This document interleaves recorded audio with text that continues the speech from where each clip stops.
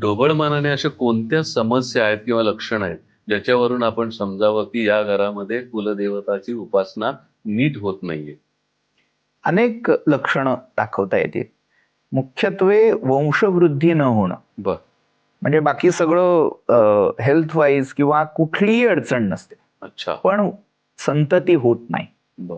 काहीतरी कुठेतरी चुकतंय. बर. किंवा उपवर झालाय, उपवधू म्हणजे लग्नाचं वय झालंय, हो. पण लग्न नाही. लग्न होत नाहीये. अच्छा. असा बरेच वेळा अनुभव येतो की सगळं चांगलं असतं, कुठेही बोट ठेवायला जागा नाही, तरीही जुळत नाही. बर. स्थळ येतात, बोलणी होतात प्राथमिक, बर. पण कुठेतरी काहीतरी शिंकतं, माशी शिंकते आणि पुढचा रिप्लायच तिकडनं येत नाही. बर.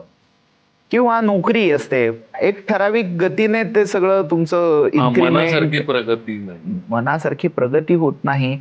त्याच्याही पुढचं एक लक्षण असं आहे की सगळं ऑल इज वेल, सगळं चांगलं आहे, पण समाधान नाहीये. म्हणजे असं होतं की सगळं छान आहे, संपन्न समृद्ध घर आहे, पण सुख लागत नाही.